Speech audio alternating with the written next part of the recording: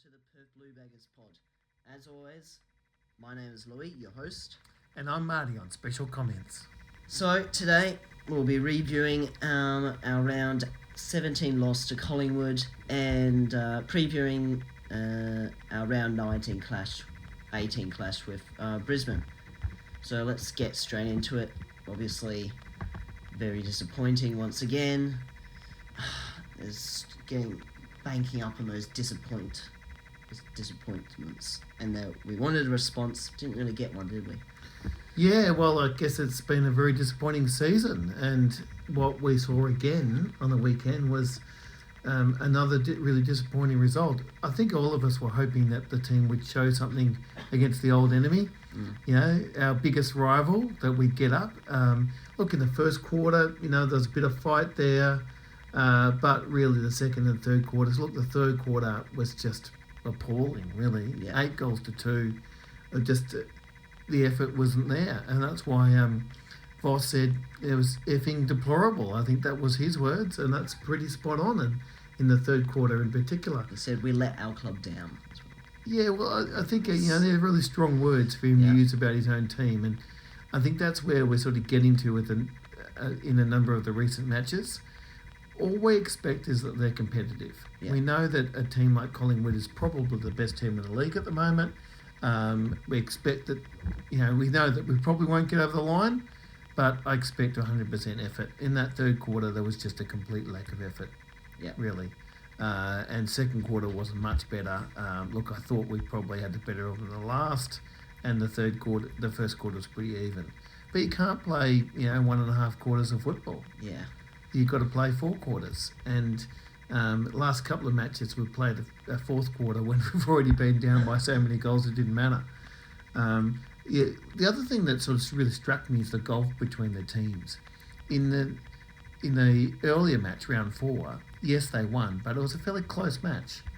And this time, they never looked like losing. We never looked like winning. You know, I know the first quarter was reasonably close, but, you know, I didn't really get the sense that we were going to go away with it. There's a sense about how far we've fallen, I think, when we start playing some of these teams a second time. You know, and we're a long way, we're way worse than we were early in the season. And I think that's the part that confuses a lot of Blues fans. How can we have lost so much in the midst of one season? I think so much of it's confidence. And, you know, it's very hard to find sometimes when you lose confidence. So, you know, maybe a good performance might turn that around. But at the moment, we seem a long way away from winning.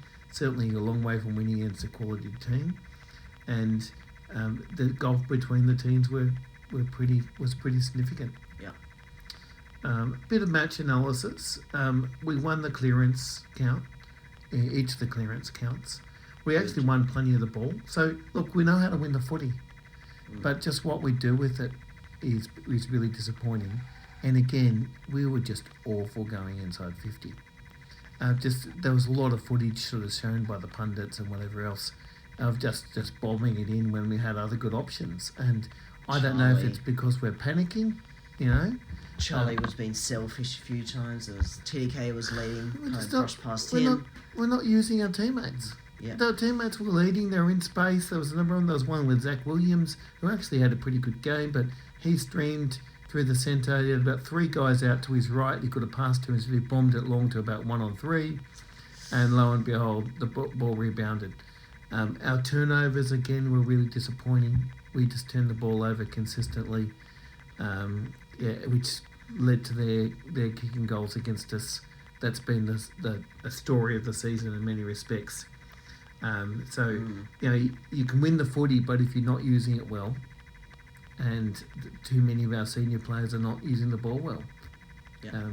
So I really think that was the story of the game. But there's one particular stat I picked up on: 22-7 against us on contested marks.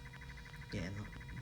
Now that's a pretty poor result for a team that has TDK, Curnow, and then your key backs like Wiedering and Haynes and the like, pitting it in the middle. It's not like we don't have tools. we should not be losing a contested mark count like that. And that does speak to whether our players are really putting themselves into the contest. Nick Dacos took his second contested mark ever. Well, I guess. Well, look, there's a guy that we just didn't pick up. Yeah. We didn't go with him. He just runs harder and works harder than our players do.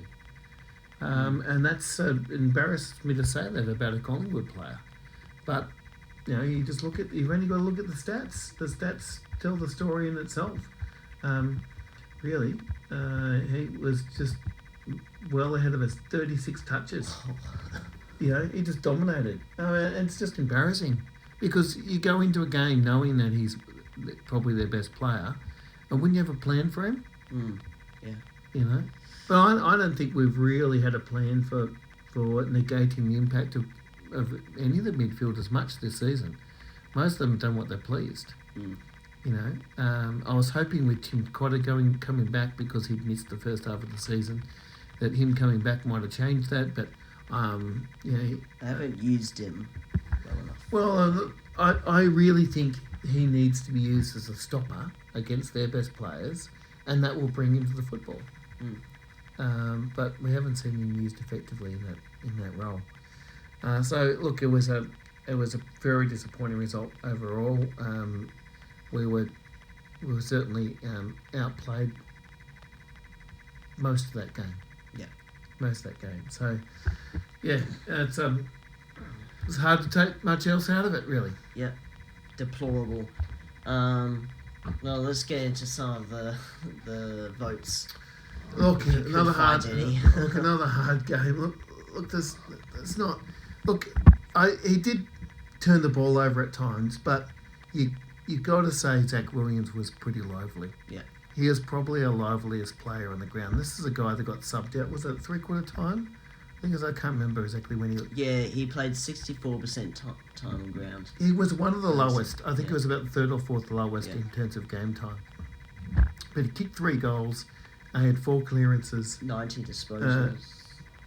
It would be good if he had 90. But 19 disposals. 8 score involvements. Yeah, and that... He was really... And look, when he's been fit this season, I thought he's been pretty good. Yeah. Really. What I also like about Zach Williams is he'll pop up. He'll still put the effort in sometimes when you're not doing very well. I was just looking at the third quarter. I'm always interested in who's putting their head over the ball, who's putting the effort in when we're getting done. Yep. If you're the kind of player that disappears when your team is under pressure, I don't like that, right? And Zach Williams was our highest possession getter in the third quarter. With 10. Yeah, no, we had 8.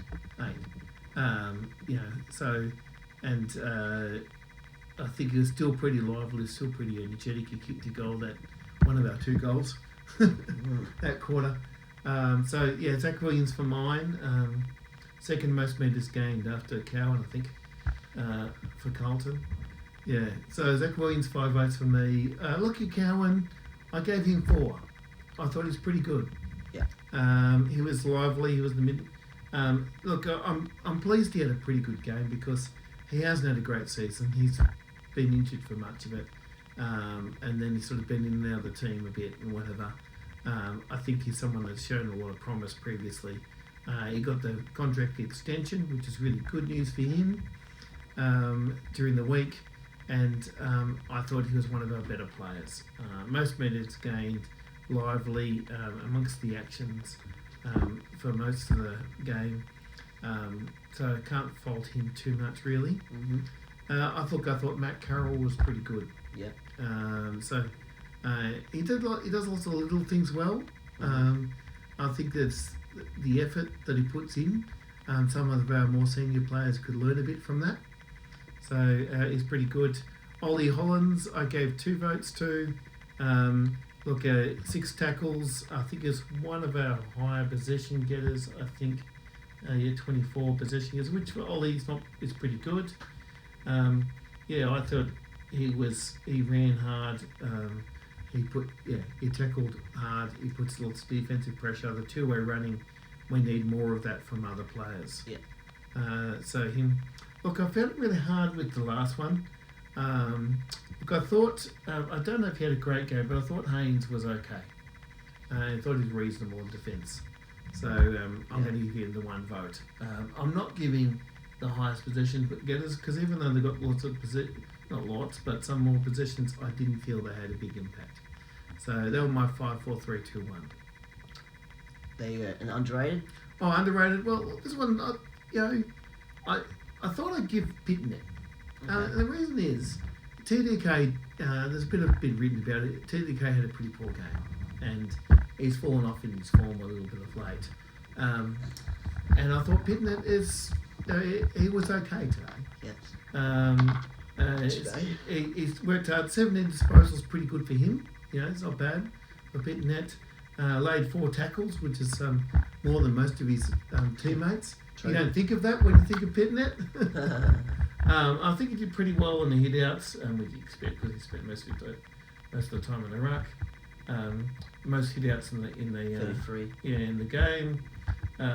So you can't blame him. I thought he tried hard. So underrated for Pitnet. There you go. Mine does not vary too much. 5 for Williams, obviously with 470 metres gained in 64% time on ground it's good.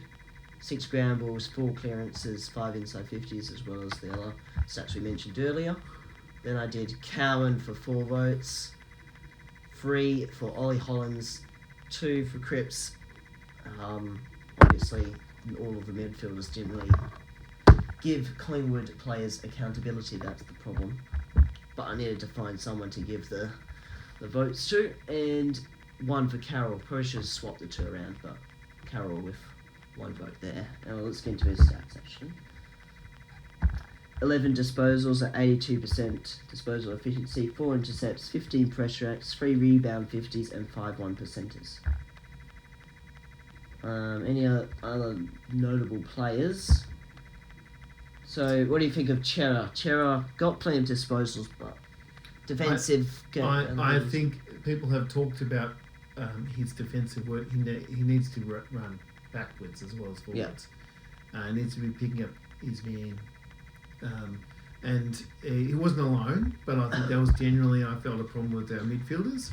Is when there's a couple of things. I thought even going forward, I thought they could have made themselves an option more at times. Yeah. I think they work on winning the ball at the clearance. That's good. That's important. I don't think they deliver the ball well inside 50. No. I don't think they run to the right positions at times, and I certainly don't think they pick up their opponents when you turn the ball over. True. So, and that last one's actually really crucial because that's what's killing us as a team. Yeah. You know your team's putting in the effort when they run defensively, because when you run defensively, you don't run for yourself, you run for the team. So maybe that's another lack of effort problem as well there. So he did manage 28 disposals and 6 clearances and 7 inside 50s, but for me, it's not about the stats. Overrun, is. And I'm not having a crack at Chera in particular. I'm just having a crack at all of them. Yeah. Because I saw wave after wave of Collingwood players surging forward when we turn the ball over, and that tells me that they're running harder than us. Doherty, 22 disposals. Too many bombs inside 50. Unfortunately, Doherty's is probably one of our worst offenders in terms of bombing the ball in. Yeah. He just needs to lower the eyes and look for the man. True. And Crits with 25 disposals. We'll go Jesse Motlop. I think he was still lively. 8 disposals, 4 score involvements, 2 goals, 14 pressure acts and 3 ground balls. So not bad from him. Didn't quite lay the amount of pressure we would have wanted though. Didn't really rack up look, tackles. I think it's okay. He wasn't the worst player going around. Motlop kicked the 2 goals. Just when Motlop's really up and about, he's in the middle of everything. And defensively, he really puts the pressure on. I think that collectively we didn't put the pressure on defensively nearly as much as we should have. Yeah. And I think if he was dropped to the VFL, he would absolutely dominate. I think he would get maybe 3 or 4 goals a game with quite a lot of possessions.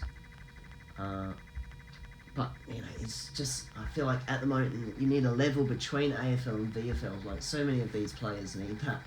Well, Francis Evans was brought into the VFL when he was barely sighted in the AFL the following week. Look, I suppose we'll come to it with the ins and outs, but there's a bit of a merry-go-round between VFL and AFL at the moment. So we'll pick that up a bit later. Yes. And finally, Ashton Moore, highlight him. Apart from his stupid kick straight into Maynard, which Collingwood fans talking about, great defensive effort, blah, blah, blah. Well, he ran too close to the mark, so his fault, really. So Moya, 9 disposals, 5 marks, 3 of which were contested marks, 3 score involvements, 1 goal assist and 1 goal, and 12 pressure acts. So not bad from him, and that's kept his spot. I think that's good news. Yeah. Good news. Harry O'Farrell had a shocker, but they backed him in again. So. Oh, look! It's got to that stage of the season where some of those younger kids, in the early stage of their football, you just got to give them a crack. And I know I will talk a little bit about the VFL AFL thing, because there is a gap between the two. But I do feel that we're seeing much of this season. We're seeing the sort of maybe 4 to 6 players who are constantly cycled back between the 2s and the 1s. Yeah. Not others that appear safe, even though they haven't had good games. Durden's been back and forth, and a few others like Lord, I think, back and forth, and a few others. This time got Durden coming back in, and Chincotta. I think Chincotta was just down for the 1 game and then back in.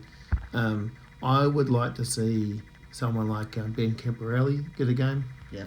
I think it's time that he's played most of the season now in the VFL.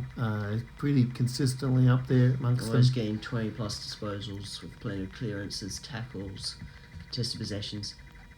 I also think Harry Lemmy. I still wouldn't mind. Now, I know there's a big gap between the VFL and AFL. I'm not suggesting that someone like Harry will come in and have a big impact. He may not, right? Mm-hmm. But firstly, none of the other forwards are setting the world alight. No. Key forwards, and Harry's still injured, so he's not denying Harry a game. Harry Mackay, is he? No. So why not give him a crack and give him a taste of it, and see how he goes? Yeah. He's clearly had some form recently in the VFL. Yes. So him and Campo, I think would both be worth a shot. Just give them a crack at it, and give them a bit of a taste. Yeah. So and then we saw Blake Acres get dropped. Well, I think the right thing, and I don't think Acres is, he's not done for. It's not the end of the world when you get dropped. It just means you need to go back to the 2s, work on your game a bit. I actually think Acres would dominate in the 2s. And get some confidence up, because he still runs hard, he still gets a lot of ball, but his ball use hasn't been great. So he could work on that in the 2s, and with less pressure. With a bit less pressure, a bit more time perhaps, and get that part of his game going right, and then come back better for it. Doherty has came back better. Doherty was definitely better after a couple of weeks in the 2s, and I think that's not a bad thing. Yeah. So. Well, that's kind of been already a preview, so let's go into a bit of Brisbane's game. How should we tackle them? Well, the problem you've got is Brisbane's got winners everywhere. Yeah. They've got an outstanding midfield, someone like the Ashfield boys and Lockie Neal and others. They're pretty devastating in their forwards. They've got pretty solid backmen as well. They don't have many weaknesses. I think that I think the pressure game is going to be important for us. If we do a couple of things right, I think these are big ifs because we haven't really done them right all season. But if our pressure level, and pressure comes from effort, The two of them are into it, are the same thing really. But if we have high pressure football, then you give yourself a chance. If we run hard, both forwards and backwards, so when the ball's turned over, we get men back. That makes a big difference. And the third one, if we use the ball well when we do have it. Yes, of course. Particularly going inside 50. If we were to do those things well, we'd be right in the hunt this game. The problem is we haven't really done them well all season. So it's a big ask to expect us to do them well now when we haven't been playing like that. But that's what we need to pick up on. Yeah. Let's see if they respond. I think it's been another pretty torrid week. Pretty tough week, particularly on the coach. He's got some death threats or whatever it is. What would you like to say about that? Well, I think it does speak to part of the problem for the fan base. People have every right to be frustrated and annoyed and unhappy. All of us are. But, you just got to be careful because you remember all of our players and our coaches and everyone involved in the club, they're all people. Mm-hmm. They're all trying to do their best, right? When we critique them, we'll only ever critique them on form, right? Nothing else. That may return. No player's done and dusted. They'll make their own destiny. And I think when it comes to the coach, he's definitely trying to do his best. He's very passionate. There's no doubt about his commitment. Maybe he isn't. Maybe he is. Maybe he isn't the guy to take us forward next year. The club should make a decision about that at the season's end. Calm and rational decision at the end. Yeah, I like that from the president. Calm and rational decision making at the end of the season. It's the only way to do it. And in the meantime, he's flying the flag for us as best he can. So all the supporters have got to get behind Vossi. It is a very tough job. It's one of the toughest jobs. It's very stressful. Yeah. Everything you do is second, third, and fourth guessed. And so I really feel for Vossi. No one can deny that he's throws himself into the job. I actually, every time I've heard him speak, I've liked what he said. Yeah, he has a consistent message that's always uniting. Yep. I like that. Yeah. No, I just I've got a lot of respect for the guy. I think club will make its call at the end of the season, as they should. In the meantime, I just wish people get off his back and just barrack for your team. It's not life or death. It's just a football team. I don't quite understand why people have to do death threats and all this. Oh, well, that's just not on. The death threat's not on. But I think I think people also got to be careful with their language and the way they go about it too. So no one. The tone as well. So we want accountability and transparency from the club, but you need to do it in a respectful manner, which helps with dialogue really between the two. They're not going to respond back to you with any sympathy if you go shouting swear words at them or something. I just think how does it help build confidence in your team? Yeah. If you boo them off, if you tell them all they're useless, if you don't swear go to the and games. carry on at them, how does that build confidence? I expect that you're not going to be cheering wildly when you're down by 10 goals. I expect that. That's okay. It's all right to be annoyed and frustrated, but if you attack the players, it doesn't actually achieve anything. Yeah. If you attack the coach, it doesn't. There's already enough external noise from commentators. They do their job. They know, most of them, apart from Corns, knows, and some others know what responsible journalism is. So they'll keep everyone accountable in a relatively good manner. And then my other concern is that this minority is going to become a reflection of the whole fan base. Opposition fans are going to be saying, oh, you guys are too vital against your players and all that. You guys does not represent the whole club. It's maybe like 1% of idiots out there. Well, I think every team has big fan base like us. It's if you've got 100,000 fans, it's going to amplify the 1%. Even 1% of them are poorly behaved. That's still 1,000 people. Yeah. So every club's got them. I just hope that our fans who turn up every week and are passionate, the ones that are respectful at the same time far outnumber the others. There will come a time when there will be some real sense from fans about the impacts on mental health, because this is not the first instance. There's been plenty of players.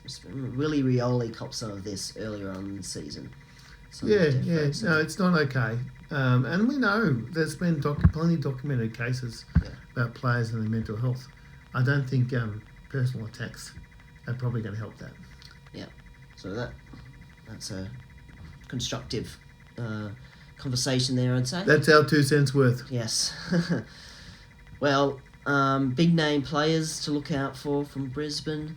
You got obviously Neil, 2-time Brownlow medalist. You got Dunkley. The Ascroft boys, McCluggage. Who will Chicotta go? That's a really good question. I reckon he might go Lockie Neal. Lockie Neal's a pretty prolific ball winner, so I'd expect he might. And Zorko, maybe off half back. Possibly. I mean, Zorko's having a pretty good season too. Yeah. So, yeah. I mean, there's so many. McCluggage, Neal, Zach Bailey's pretty handy. Yeah.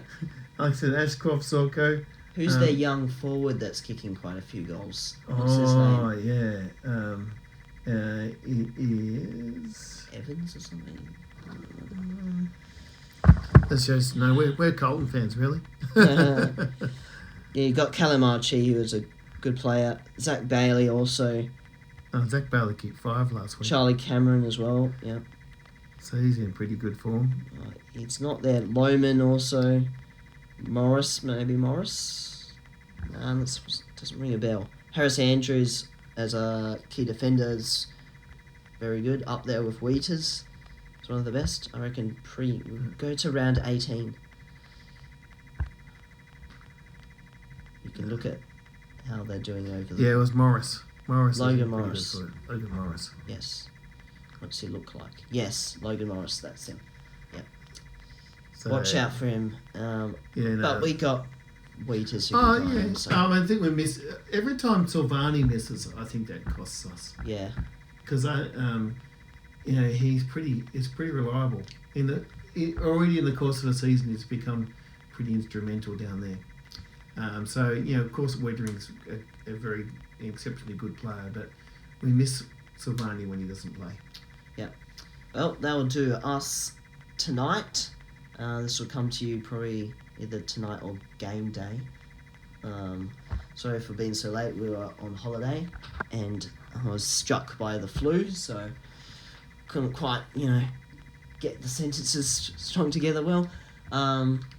So thank you for tuning in. Make sure you subscribe on YouTube and follow us on Instagram. That'd be very much appreciated. Hopefully we can win, but I cannot be that delusional and say that we'll probably win this. Do a prediction. Blues by at least 10 goals, I'd say. Absolutely. We're going to flog them. Cripper with 40 and 5 goals. I watched him at Brisbane against not Brisbane, at Docklands. Just tear up Brisbane one day. I think he had about 35 touches and kicked 4 or 5 goals. It was great. Might brew some of that. Anyway, thanks for watching. Up to Baggers. Can the Blues.